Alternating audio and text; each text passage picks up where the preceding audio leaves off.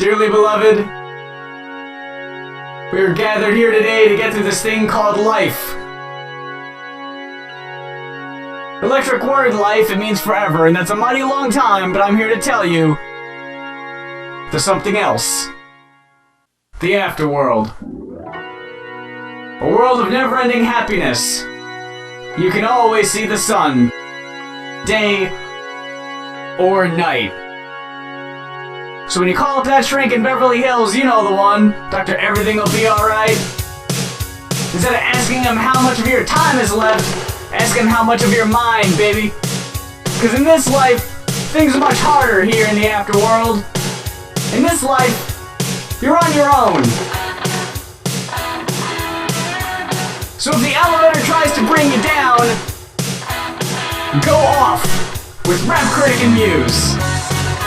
What the hell is he talking about in that song again? I really don't know.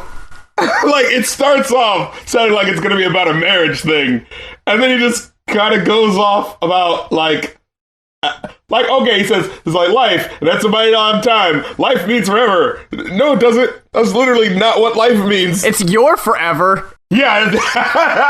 It's really a relative thing. A relative I'm forever. not sure, because even later in the song, I'm trying to find the exact word. We're all excited, but we don't know why. Maybe it's because we're all gonna die. But it's just like, hey, you know what? It's really the exact same message as 1999. Yeah. We're fucked. We're all gonna die. Let's make the most of the time we have. Man, they feel a lot like that back then, and starting to feel a lot like it now. I've been playing 1999 an uncomfortable amount of times, and I've been hearing It's the End of the World as We Know It on the radio a lot more than I used to. Dude, me too. That's weird. Like, really, it feels like the DJs are, like, sending some sort of message. Literally. Like, I'll hear Another Brick in the Wall has been playing a lot more recently. I don't know if you saw this. I posted it on Twitter. I was just hanging around the apartment, and my next door neighbors in the apartment, the building right next door or whatever, with a thin wall separating us. It's a Hispanic family, and they were playing multiple songs off the album The Wall, and it was fucking chilling. Oh my god! Like, they played Another Brick in the Wall, Part 2, the one that gets played all the time, and Hey You, which is basically just someone on the other side of the wall yelling to someone on the other side, and it's like, oh my god, I'm on the other side of your wall. This is freaking me out. Dude, fucking, so I watched The Wall movie a couple of months ago when I was up in New York, right? Okay, I'll put it to you like this. When I used to watch I Love the 80s, right? And I saw, like, the when they showed the clips from the movie, it scared the fuck out of me. Yeah. I was like, oh my god, I don't want to watch this. And, like, it used to, like, freak me out. You know, like, when I would just see the fucking title art, the wall, it would just fucking scare me as a kid. Finally, I just swallowed my pride, like, fuck it, I'm gonna watch this movie. And I enjoyed the absolute shit out of it. It wasn't really that scary at all, actually. I mean, like, in a more psychological way, but it wasn't like a sort of, like, I'm losing sleep sort of way, you know? Yeah, no, the art in the movie was just like... that was really the creepiest part, was the art scenes. Yeah. The part where the flowers are eating each other and the... Oh my god, it really is incredible. Dude, like, I watched that movie and I thought to myself, you know, Kanye West has made a lot of, like, short films in the last 6 years, right? How are all of them shit compared to this movie that was made, like, 40 years ago? Yeah, like, you know late 70s, early 80s, yeah. Like, literally before music videos were, like, actually, like, a thing. A regular thing, yeah. Yeah. This motherfucker's had 40 years on top of that and can't come up with anything better than that. Like, I was just like, god damn it. I don't know why I thought of him specifically. I think it's because he's, like, the main one that's kind of, like, pushing, like, short-form music videos still, you know? I don't think I'm really all that familiar with his... No, he's done a lot. If you look it up, hold on. Kanye West short films. Like, a lot of them you don't hear about. I thought he only did one or two. No, there's like a lot of them. I thought he just did like Runaway. Oh yeah, there is that. I thought it was like, but he did like one called Cruel Summer, which was like, it was like, it's like shown on 7 screens, and so you can't just like watch it, you know what I mean? It has to be like shown like as this experience. There's another one called We Were Once a Fairy Tale, which is like, as far as I remember, it's just like him getting drunk for like 12 minutes, and then he pulls out like a chipmunk from his stomach or some shit, and like looks at him like, man, you fucked up. It's really fucking stupid. It sounds dumb. Yeah, that's nowhere near on the same par of a Doom landscape of marching hammers and fucking just... I remember right when... Well, I'm just going to say, when a certain someone announced his candidacy, and I was hearing what was going on at the rallies, the first thing I pictured was the scene in The Wall where your main character, Pink, is basically dressed up as an SS officer, and like his concert is like throwing out minorities. It must have been really weird going to a Pink Floyd concert after that. Right, you really don't know what to expect. No, you know, and also, can I just say, it was kind of bullshit. His name is Pink Floyd. You need a personification. Like, maybe if his name was Floyd, I get that that's a real name. Pink isn't a real goddamn name. See, what I read later, because I was always under the impression that the character Pink in the movie was supposed to represent the band's like original... The band in general. No, the original lead singer of the band who got really, really fucked up into drugs after the first couple albums, and he had to leave. And then you got the guy who's singing on the album who replaced him. But actually, throwback to something we talked about on this show a little while ago, it's almost a story about Bowie in the 70s because of the whole, getting really fucked up and all of that. And what we talked about on the show, his weird era of like being a far-right pro-fascist. Oh, yeah. That was kind of a reference to that.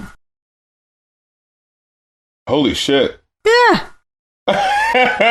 Wow, man. Yeah, but in closing, yeah, that's probably the best rock opera musical movie I think I've ever seen. Dude, that's the best musical movie I think ever. Because like, wow, literally no one has come close to like the fucking power of that fucking movie. And I mean, maybe it's not fair because Kanye's stuff is like a lot shorter and maybe less ambitious, but I just kind of feel like I feel like Michael Jackson's is at least like on that level. Like if you ever watch his short films, they're weird as fuck, but they're at least like interesting. You know what I mean? So you watched The Wall and you didn't even mind that shitheel Bob Geldof was playing the lead character. No, that's how good it was. I didn't care. You didn't care how much of an asshole he was. Hey, if you do a good movie, man, it's not about the individual anymore. You know what I mean? It's about the product, Yeah, I'm not even sure if I would consider The Wall to be like a musical, because like the characters don't really sing. It's more or less just like video interpretations of most of the album. It's really a music video movie than it is like a musical. Yeah, it's different. Like Tommy by The Who, I would consider a musical or a rock opera. The Wall, yeah, like you said, it's basically a long-form music video. Mm-hmm. Which is amazing that how they were able to cram 2 albums worth of fucking music into that movie. Do you remember the album that came after that one? My friend showed me a track off of that album. I think it was called The Gunner's Dream. People play Pink Floyd's The Wall as if like that's the only one that's good. Like seriously, if you listen to the radio, you would think most rock artists only release one goddamn album. The Wall is about the one character, right? And this album is about his dad beforehand, and when he died, ended up leaving him behind, like in the first place. And the irony is that his dad died fighting in World War II, against fascism, yet his son turns into a fascist because, he didn't have like a dad like that, Pink Floyd, and this is going to sound weird at first, but I think they're underrated. And for like a band that gets talked about so much, it's really only a couple of albums that get discussed. Yeah. I didn't know this was their 12th album. Holy shit. They were really pumping him out there for a while. I hear all fucking day about the Beatles. Yeah. I don't really hear about Pink Floyd like that. No. I hear about Pink Floyd. The only time I really ever hear about Pink Floyd is like, stoners listen to their music. And, right? If you listen to Dark Side of the Moon with the Wizard of Oz, that's the only thing I ever fucking hear about fucking Pink Floyd. I never hear about their lyrics. I never hear about, people who actually, respect their songs. I only hear that, if you're stoned, it is like, dude, it's not like that at all. For someone who is, a band that is this big, I don't think people really take them seriously. The way these guys write songs and make shit, they should be talked about on the same levels as the Beatles is. The Beatles, honestly, Rolling Stones get way too much credit for not doing all that much, really. Yes. Dude, I'm fucking telling you, The Wall movie beats the absolute shit out of any other fucking Beatles movies. Oh, yeah. I really like the Beatles movies out of nostalgia, but they're not good movies. No, they're fucking fun, horrible. But they're not great. Hard Day's Night is the best one. Oh, come on. It's the one where it's before all the whacked out shit, and it's sure, it's ridiculous and silly, but it's what does any of this shit mean? At least with the first movie, it's really simple. It's just about this band. No one's really made a movie like this before, I'm almost torn between it and Help. I really like the silly over-the-topness of Help. But it really is Hard Day's Night is a great snapshot of them as a band and at the height of Beatlemania and the shit they got to go through. Yeah. Help doesn't really have anything to do with the band. You could seriously put anybody in those roles and it would still be the same thing. Someone has a ring and apparently it's used in a sacrifice and they got to get it from them. I didn't really know Ringo to wear rings anyway. And that wasn't that's his trademark. No, his trademark was always that he was kind of goofy but also kind of quiet. It wasn't for his accessories. Yeah. No, but see, with Pink Floyd, they unfortunately get this rap as stoner rock when Jesus Christ, they're not. It's prog rock, but people don't seem to pay attention to what prog rock is because people don't really, or at least people that like your casual music listener or whatever won't really talk about prog rock as a thing. People only seem you could watch you could listen to Dark Side of the Moon, watch Wizard of Oz, and it does match up at some points. I have done it. I will attest. How does it match up? They're people dancing or talking and it looks like it? What the fuck does that even mean? There's specific movements. I remember one part where Dorothy falls, she's walking on that thing and she falls into the pig pen, is when this big dramatic sting happens at the exact moment she falls into the thing, and sweeping shots will line up with riffs and stuff like that. Does it matter? Did they do that on purpose? No, because really, there's only maybe 5 or 6 moments in the whole movie where you're wow. And they're kind of far apart. Yeah, it's an hour and a half fucking movie. It doesn't happen a lot, no. It's really just a coincidence with a few of them. And what if you started it at the wrong part? Yeah, I remember you have to start it at the lion's second roar, or it doesn't match. Wait, and even then, it could still be off. So do you start it when the roar happens? Do you start it right after the roar? You know what? I was in high school. I don't remember. But see, with stoner rock, it's Sublime and Cottonmouth Kings and stuff that's actually about smoking pot or whatever. You can't categorize a band because of what their listeners do when listening to it. That's not how it works. Yeah.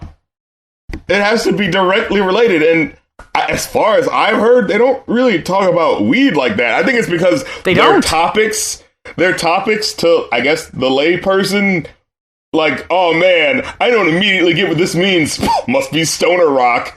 You know? Yeah, right. Oh, this is way too deep. This goes over my head. It's stoner rock. Same with, like, Rush, who are also another prog rock band. I don't think they get roped into the stoner rock category so much, but their songs do have, like, weird themes, and especially early on, they're very grandiose and large scale or whatever. But it's like, no, just, like, appreciate the fucking musicality and how complex this is. Yeah. I imagine if you are stoned, you're not really paying attention to how complex it is. Right? I'd imagine not. Yeah. I'd imagine you're just kind of chill at that point. So I'm saying this site that says the Pennington Planetarium. Oh, do they do a laser Floyd show? It says I've always wanted to see one of those. Let's see. Allow me to clue you in on some of the highlights of what is supposed to sync up. Whenever the lyrics, the lunatic is in the grass, you'll see the scarecrow dancing a bit on a lawn. Well, how many times does he do that? That's true. It says whenever the lyrics, like, what? Do they happen more than once? In the movie, it just, like, smash cuts to him, like, dancing in the grass every time, like, the chorus comes along or something? Yeah, I don't, well, A, no, I'm pretty sure it only happens once. And yeah. B, like, can you imagine how fucking hard that would be to write an album while trying to have it match up to a movie exactly? You know the planning that would have to go into that? It's totally impractical. Yeah, the long and short of it is that humans tend to see the hits more than the misses in cases like this. This is called apophenia, or confirmation bias. This means we tend to focus on and remember patterns within disorder and disregard any occurrence that doesn't fit it. It's like when people dream of a friend they haven't seen in years, and then the next day they run into them at a coffee shop. It may sound like a cosmic occurrence, but people never consider all the other times they've dreamed of someone and it didn't meet them the next day. Yeah. It's like, why would "Got to Keep the Loonies on the Path" line be considered a hit when there's a line that follows that states the lunatic is in the hall and it has nothing to do with what's going on in the scene? It's considered a miss, but is disregarded because the hit of the previous line works so well. And when does the paperboy pop up in this movie? You need to watch it as someone who is a skeptic, because then you'll be surprised by the times it does work, but you won't be, like, you'll notice when it doesn't, you know? Yeah, it's kind of like people who, like, said, what's the name of the album we reviewed? For Your Eyes Only. No, it's all a concept album. Just listen to it. It's like, yeah, there's points where it kind of feels like a concept album, but not really. You know what I mean? Oh, was that the J. Cole one? Yeah, where they're like, it's all a concept album about him talking to his friend's daughter. It's like, oh, yeah, that's right. Dude, I'm not exaggerating, I already forgot all about that fucking album. There's a phenomenon going on, and I don't think there's a precedent for this, so this should set an interesting tone. The artist, Kate Nash, she was on Snapchat, and she noticed that there was a filter on Snapchat that played a clip of a song of hers in the background as part of the filter. huh. So she uses the clip, she posts to Snapchat with this filter saying, "Hey, I almost can't hear myself over my own song. Hey, Snapchat, where's my paycheck?" And this brings up an interesting point about royalties. She wasn't asked beforehand if she would even be okay with this. And let's not act like Snapchat, some startup company that just don't got the money. They just went public. This brings up an interesting point. Like, I don't think this had ever been done before. There isn't a precedent for this.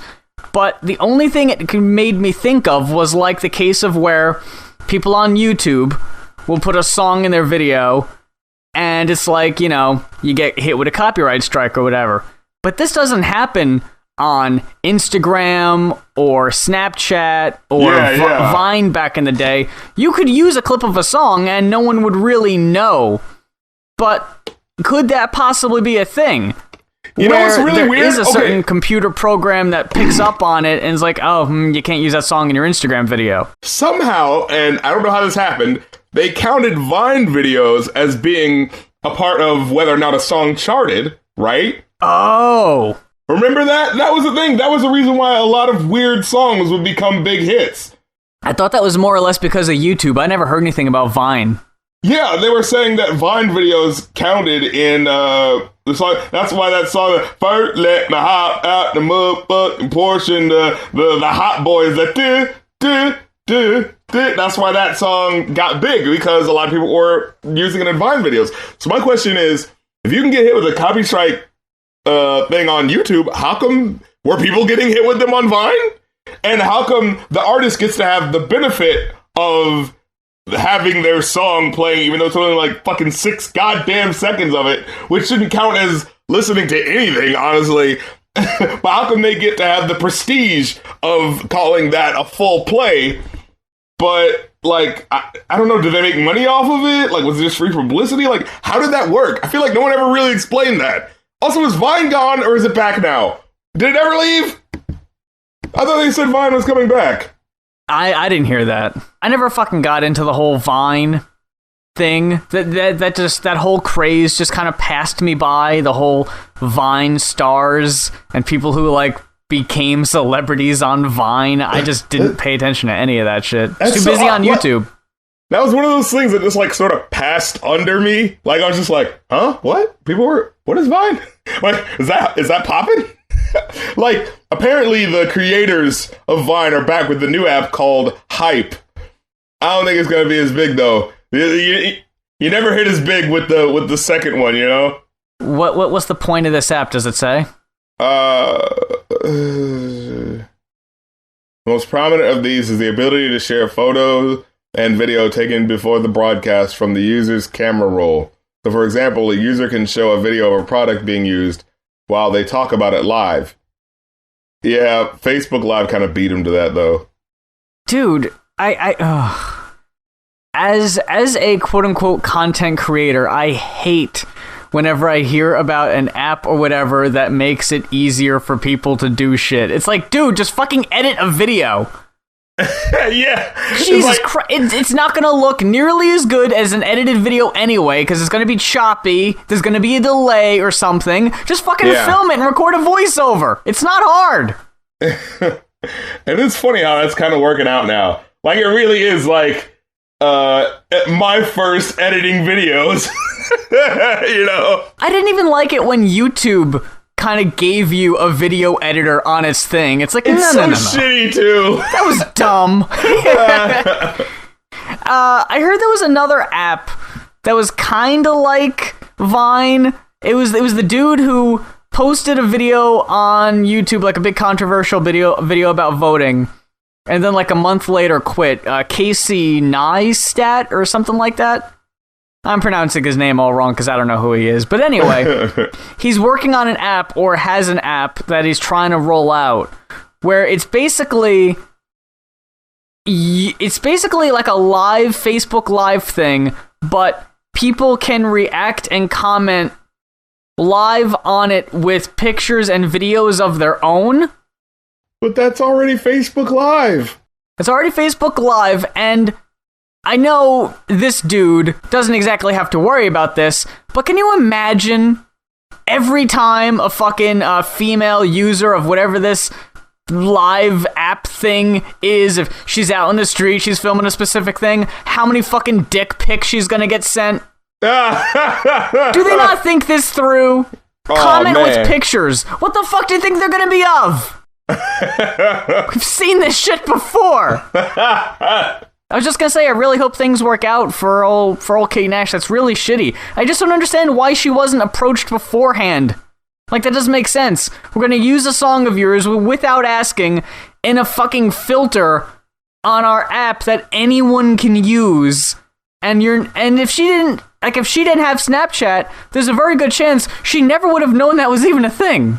Dude, what she needs to get, they need to count each time her song is played as a fucking, as listening to the song, get her a #1 hit.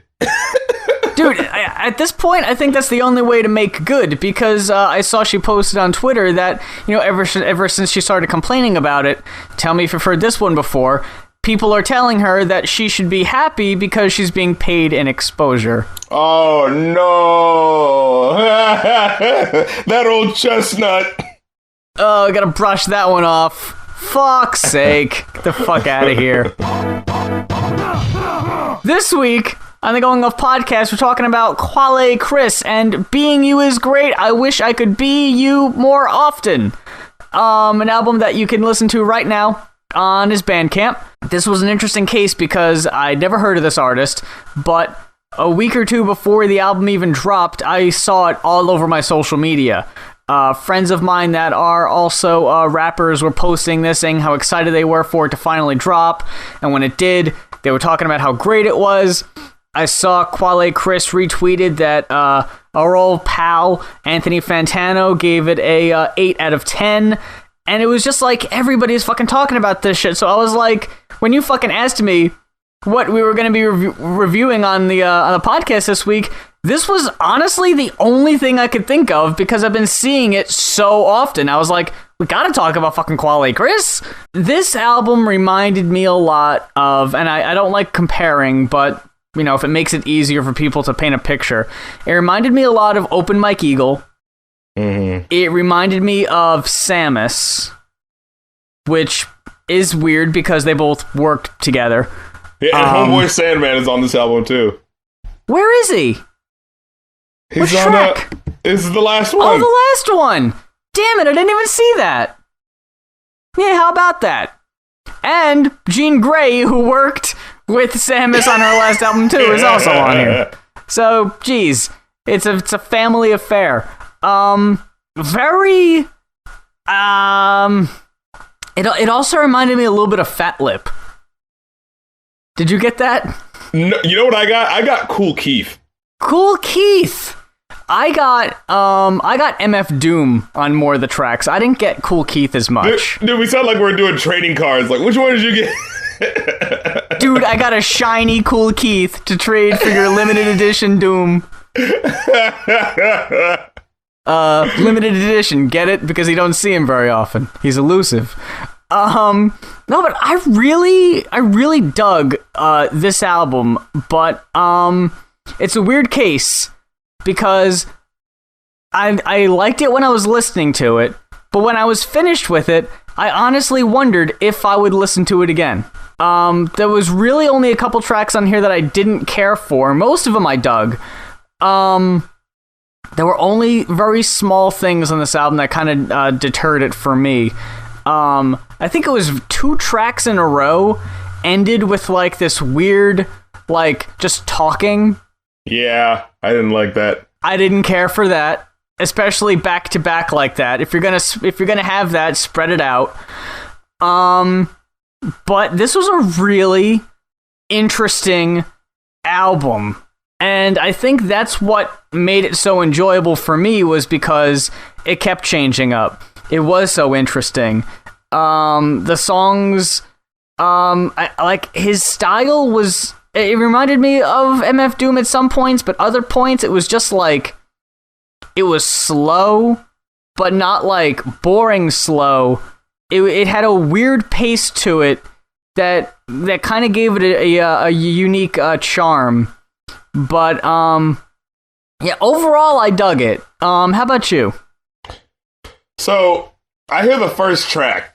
The intro or Buddies? Buddies. Oh, okay. The intro, by the way, I gotta talk about the intro because we always shit on intro tracks. This is an intro.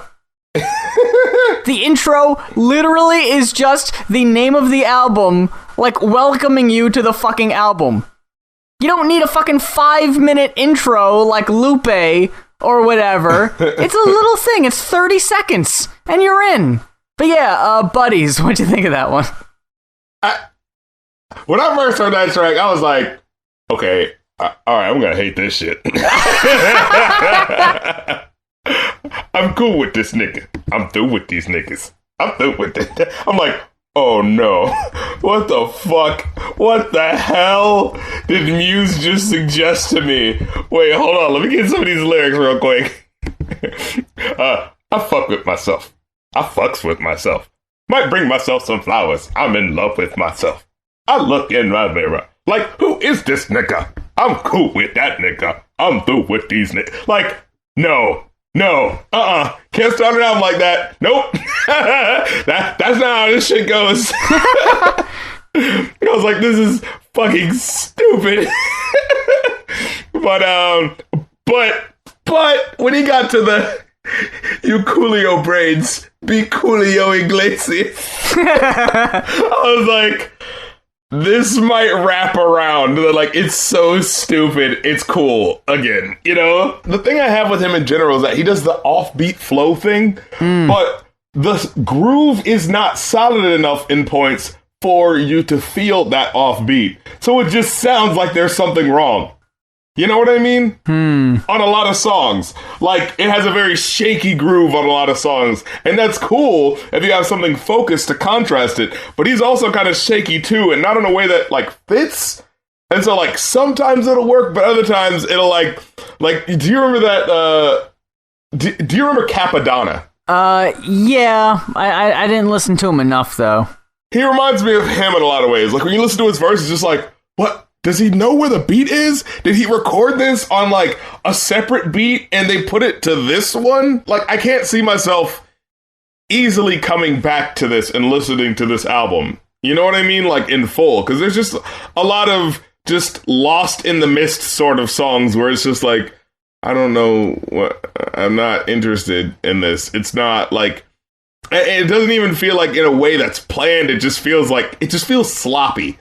A lot of the album just straight up feels sloppy, to the point where I was surprised as hell when we got to BS Vibes and let me see. Oh, The Prestige with fucking Jean Grey cleaning up house. Jesus Christ. That was really, in my opinion, when The Prestige came on, is really where things kind of took a turn for the, like, okay. Like, it started off shaky. There were a couple tracks in there, like, oh my god, Fascinating Grass. Yeah. You remember that one with that weird sample in the background? Yeah, Fascinating Grass. Like, no, that was just stupid. I didn't care for that. I thought Popeye was okay. I thought In Case I Lose Myself in the Crowd were okay, but that's it. They were just okay. Dumb for Brains was okay. I didn't really care for listening to the whole first verse twice back to back. That happened a lot, though. There were things that, like, I thought was a verse, but it turned out to be a chorus. It's like, wait, what? I have to listen to all this again? You know what I mean? Yeah. And that's cool to do when it's catchy, but these aren't catchy. They sound like verses. And then when it just gets repeated, it was just like, oh, what? Like, it starts to feel after a while like there's just filling up space. Like, it's not like, you know, a Jamaican rap, like, when they repeat things, the idea is that it's a short verse that's catchy, and so it's worth repeating in a way. You know what I mean? But with this, it's just like, he'll just go through a whole thing, which sounds like a whole, like, bunch of different weaving ideas, and then he repeats it, and it's just like, I'm not sure how many times I can deal with this. You know what I mean? Yeah. I'm That Nigga was actually pretty cool. I thought, just looking at that song title, I was just like, didn't we do this song like 8 tracks ago? That is probably my favorite song on the album. Yeah, it's the smoothest, it's the most coherent, it's the most clear-eyed, just jazzy. It's got a really fun switch up halfway through. Oh, yeah! Where it's just this other voice. I don't even know if it's him or somebody else, where it's just like, hey, I remember you. And he's like, what? No, who are you? I don't know who you are. And he's like, man, I bought your first shirt at your first show back in the day. And he's like, dude, I don't remember you. I don't remember you. Then all of a sudden, just without any warning, he's just like, who are you? And like, now that's another chorus. And the guy's like, what? Who do you mean, who am I? I know me. I'm that nigga. What are you talking about? I don't know you. And he's like, who do you belong to? And he's like, I belong to me. What you talk? And like that repeats a few times. And then after like the third time, he's just fucking had it. And he's just like, I told you I don't belong to nobody. Who the fuck are you? And he's like, oh, I'm sorry. I didn't mean to. Like that track was funny. It was lyrically probably the best. It was like the most enjoyable. When that came through, I was like, man, why isn't the whole album like this?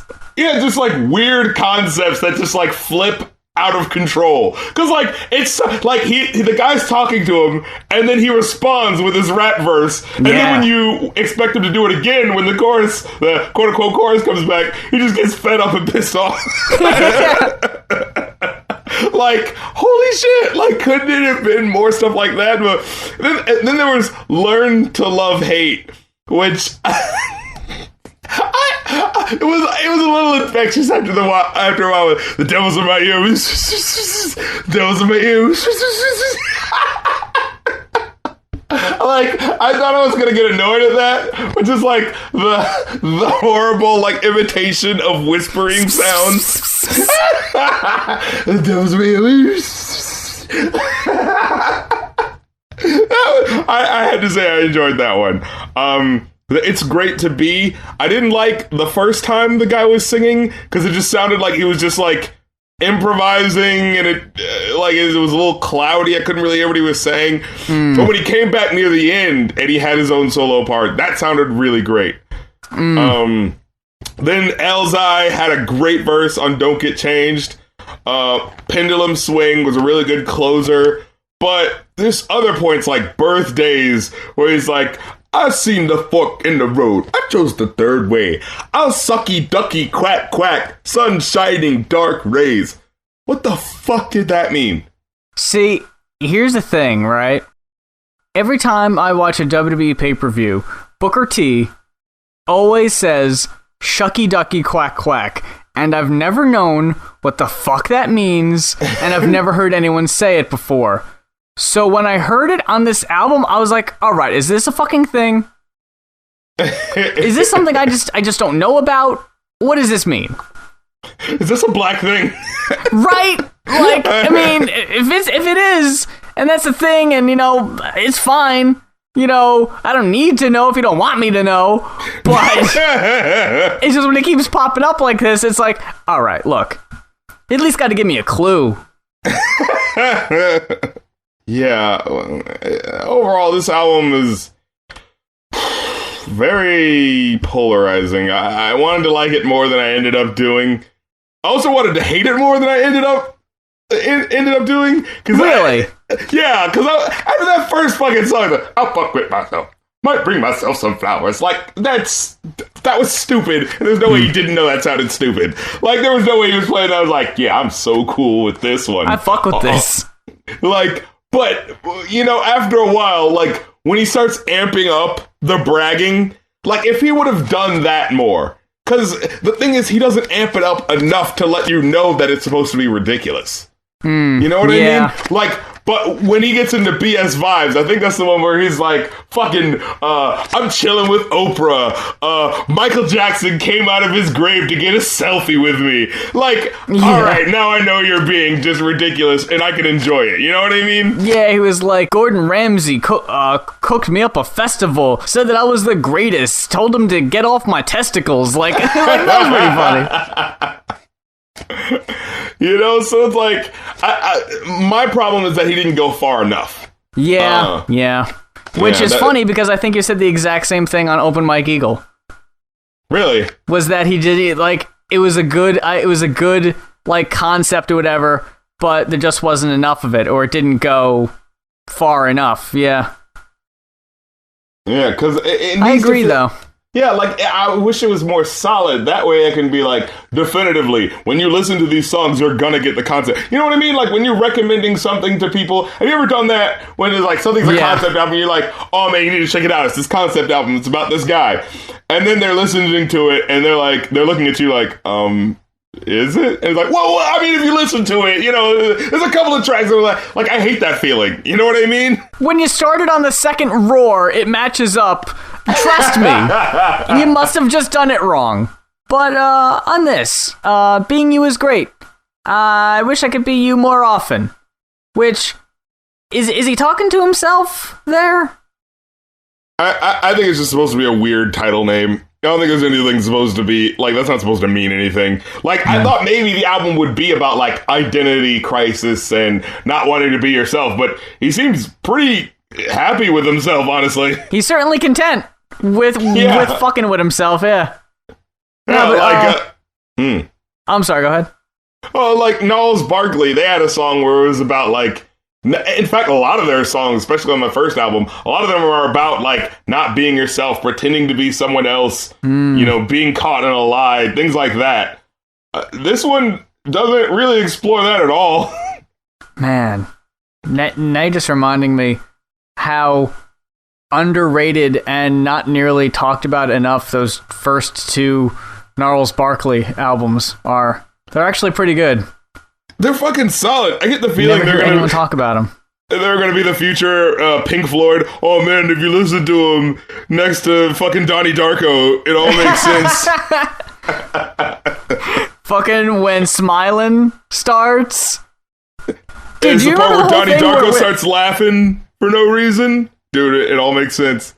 Do you remember when the video for Smilin' came out and people were having like seizures, so they had to censor it? What? The video for Smilin' had like Justin Timberlake as like a host of like a American Bandstand or America Top 40 type thing where all these kids are dancing. But the video kind of like that's a Run. Oh yeah, I'm getting confused with like they're in all the historical pictures. Yeah, that's the one you're thinking of. Yeah, I remember when I fucking saw that video. So that was Justin Timberlake. I knew that guy from somewhere. This whole time we watched this video, I was like, who the fuck is that guy? Yeah, I remember the original cut of the video had like flashing lights or something, and people were having like epileptic seizures, so they had to tone it down. No, straight up, when you watch that video, it totally has that feel. Like, when I first watched that video, I literally, in my mind, was like, oh my, they shouldn't be showing this to people. Where something just looks so weirdly psyched out, you're just like, ooh, I could see how someone could not want to watch this. But, going back to it, what would you give Being You Is Great? I Wish I Could Be You More Often by Quelle, Chris? I give it a solid 3 out of 5. I would do 3.5. There were times where it was flirting with 4, but then it was like, Yeah, you know, could you? Yeah. It just didn't go all the way. It had opportunities. I really dug. I dug him. You know, like I thought it was cool, but yeah, there was just parts where it was just like, I don't know. I really didn't care for the guy talking clips. I thought that was dumb. Yeah. No.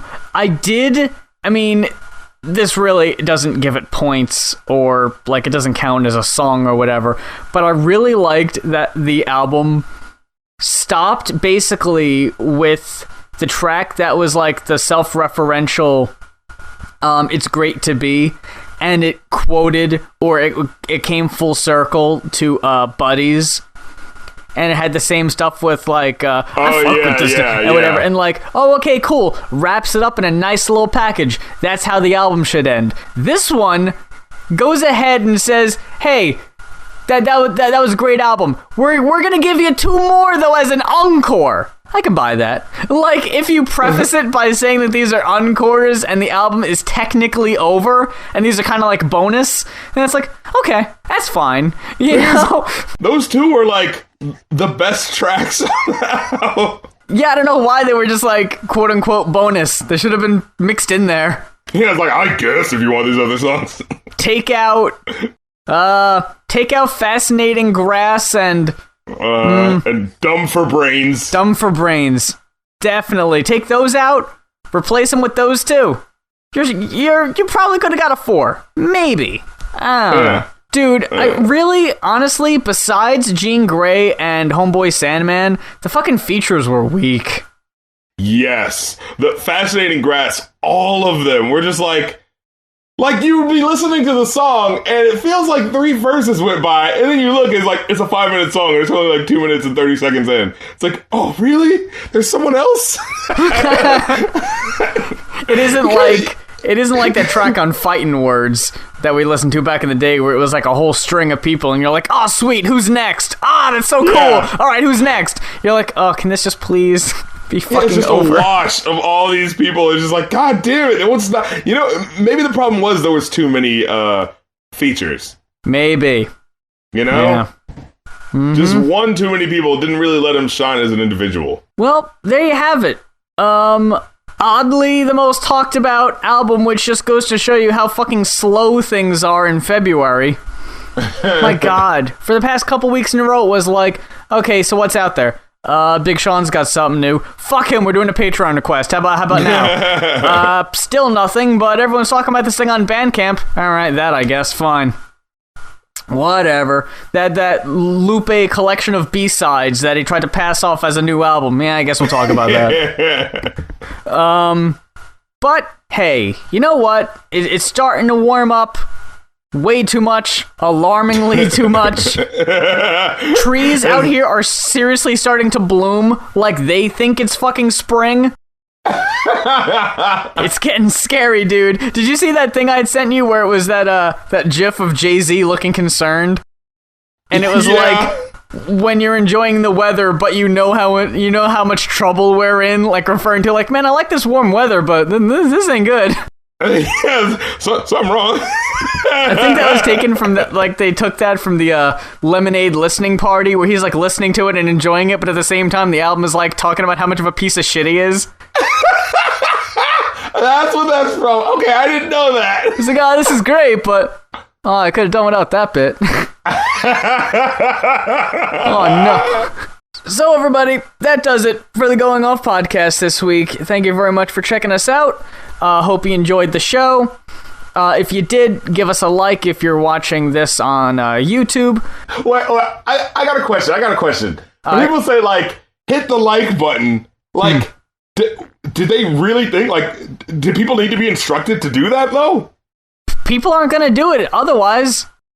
Like, I mean, I don't know. Like, I feel like someone telling me to hit the like button doesn't change whether or not I was going to do it anyway. It might make me think twice.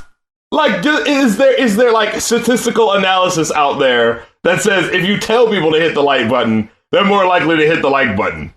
You know, because it always kind of feels like whenever someone in a video at the end says, "Hey, hit that like button," it's just like, fuck you, I want to hit the like button. I hit the like button if I fucking liked it. I agree with you with the people that say hit the like button before the video even fucking starts. That's bullshit. Yeah. Whereas, like, I don't even know what the fuck this is yet. And the thing is, what does the audience owe? What do I, as the audience, owe you by doing what you say? We just fucking gave you an hour of entertainment for free. You can't take 2 goddamn seconds to hit a fucking thumb button? It's not asking for a lot. Or the like, share, and definitely subscribe. Yeah, it's always in that order. like, share, subscribe. Yeah, I mean, I'd love you to subscribe and like. I'm not really expecting you to share it, though, even though occasionally I do ask people to share my content, but I know they fucking don't. Well, I mean, you might as well just say, it's like, hey, if you like this video, make me more popular. Like... Yeah, pretty much. Like, that's basically what you're saying in so many words, but like it's kind of taboo to just be like, please let people know I exist. Please make me more popular. You know, like we just have a way of saying it now where it doesn't sound as awkward. It's like, oh, these are the things that you do. You like, you share, and you subscribe. All right, folks, that does it. We're getting the hell out of here. Do whatever the fuck you want with that like button. Give it a mean side eye. If you want to. Put some fucking stank on that like button. And, we'll catch you here. We'll catch you outside next week. How about that? Oh, for fuck's sake. For the Going Off podcast, regrettably, I'm Muse. Rap Critic and Muse shamefully present the Going Off podcast. And I'm Rap Critic, telling you to download or try to rent out the DSM-5, the Diagnostic and Statistical Manual of Mental Disorders. You'll thank yourself when you do.